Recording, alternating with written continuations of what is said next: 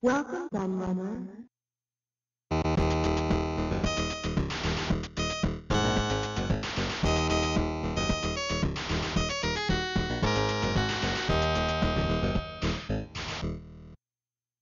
Hey everybody, Kieran aka The Lad here, back with another video review for you.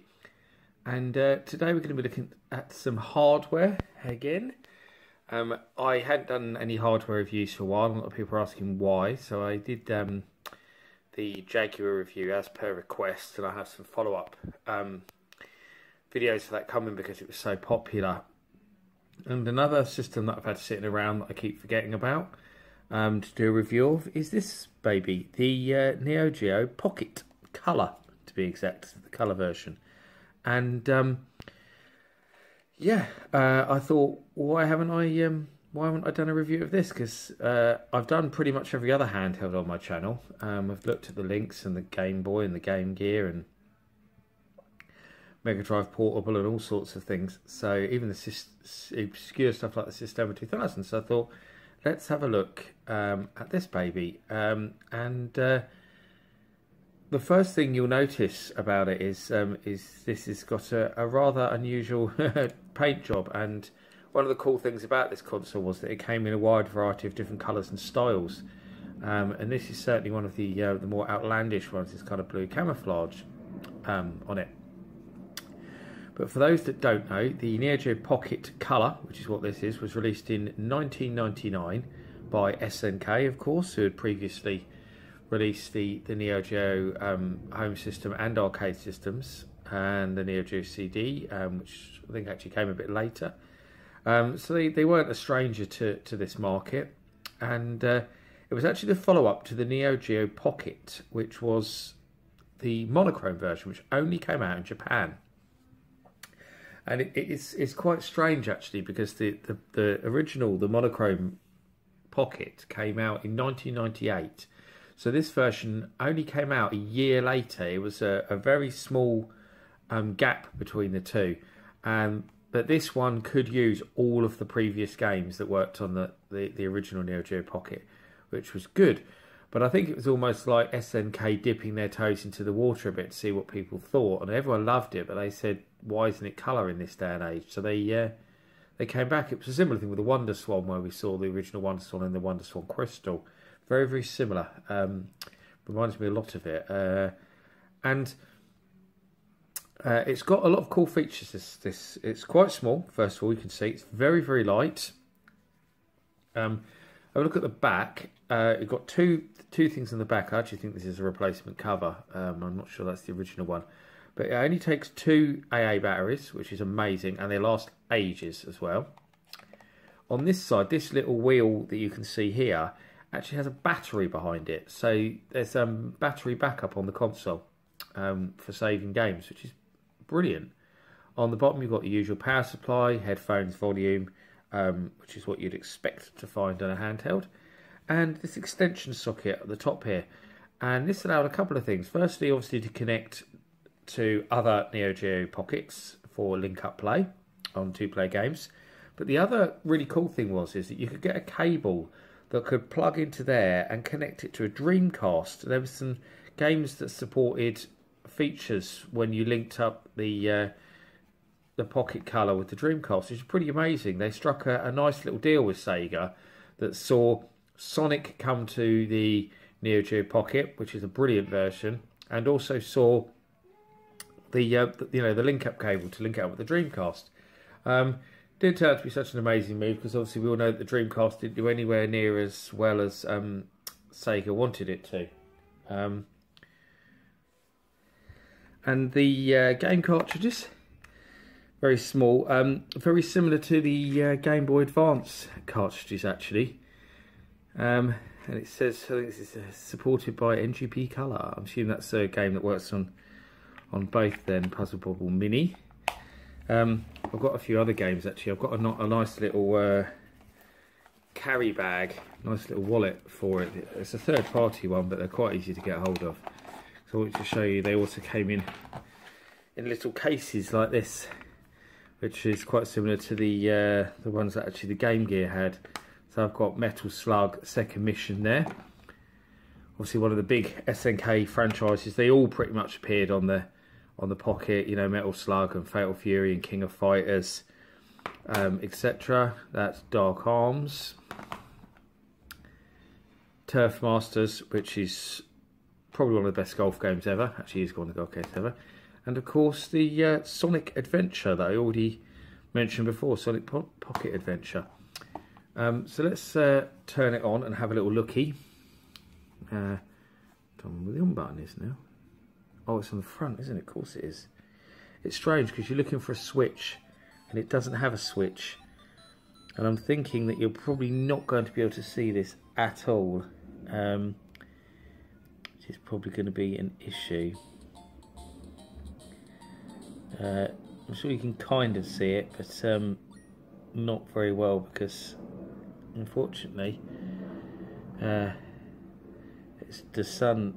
It's quite a sunny day, and it obviously just reflects off the screen. So I'm not sure you're going to be able to see this at all. So you've got option button there. Going to demo mode. There we go. That's not too bad, is it? So you can see the screen is incredibly clear, and quite high resolution as well.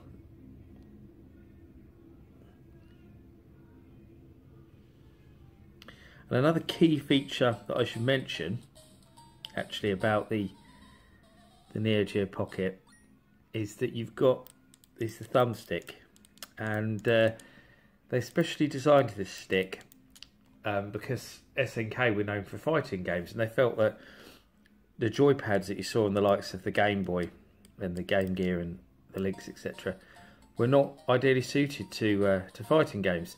The best things for fighting games, as everyone knows, are joysticks. So they put this lovely, I mean, listen to that clickings, it's amazing clicky stick on there, which is just fantastic for fighting games. It really is. You know, it's something special.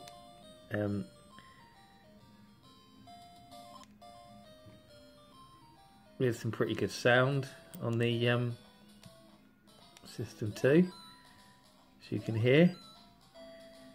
A decent sound chip. Good old puzzle bobble.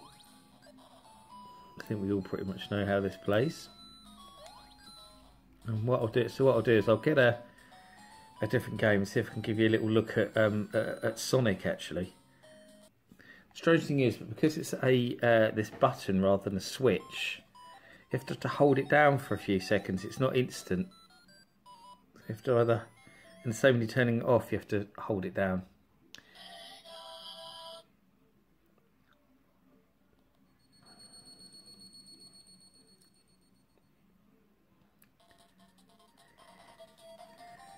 There we go then. Start. This was an original game for the Neo Geo Pocket, but it was based on the original Sonic games for the Mega Drive, as you'll probably see, because this is very similar to Casino Zone. So the stages were, you know, heavily based on the existing Sonic games.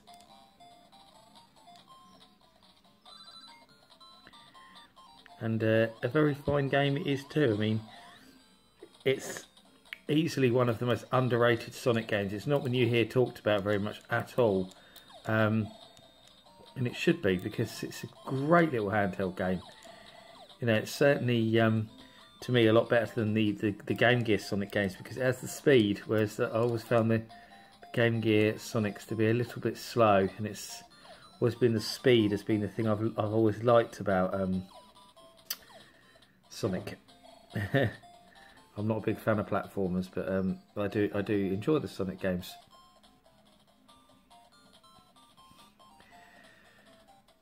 So that's that really. Turn that off. I've actually just noticed that it says on here in very small writing, I'm not sure if you're going to be able to read that, it says that it's 160 times 152 pixels, display of 2.6 inches, Color High Reflective TFT Liquid Crystal Display. So it's interesting that they stated that on there. Actually, you don't usually see tech specs stated on the front of any machine. But it's a great shame that this lovely little handheld never did better. It sold about 2 million all in all. That's both the original and the colour combined, which is a shame. I mean, essentially it just got killed off by the Game Boy Advance. The Game Boy Advance arrived not long after this came out, and everyone quickly forgot about this and what a great little machine it was, and all went over to the Game Boy Advance. And the Game Boy Advance was a bit more powerful, but I still feel this had plenty to offer, especially when it came to arcade games and with this clicky stick. And I don't feel it was ever really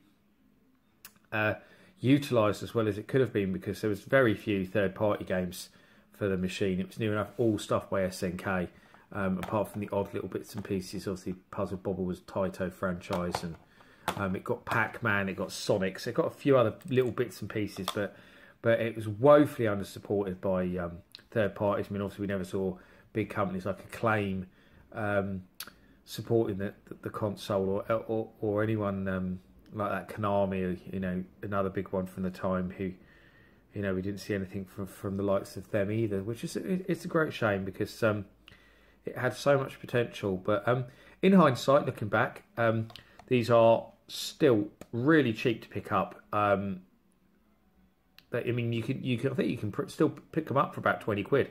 The consoles on their own. And you can usually pick them up with decent bundles of games, so they're often not boxed. But they're just incredibly easy. I mean, I believe collecting for them is pretty easy. I know there's some games that go for high amounts, but not many.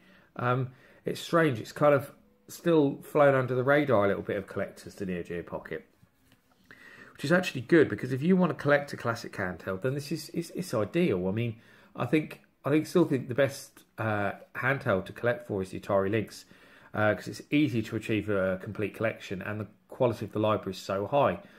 But I think I'd have to say that the Neo Geo Pocket is a close second. It's an incredibly great little console. Some really good games on it that a lot of people won't have seen, especially fighting games. It's got loads of good ones of them, and it was innovative. It was clever in its design, and I think it's a great little console to collect for. So I recommend, if you don't have one of these, you should probably go and pick one up. So that's been my review of the Game Boy Color, the Neo Geo Pocket Color. I hope you've enjoyed watching. Please give us a like and subscribe if you haven't already. And I'll be back with another video for you very soon. Thanks for watching. Bye-bye.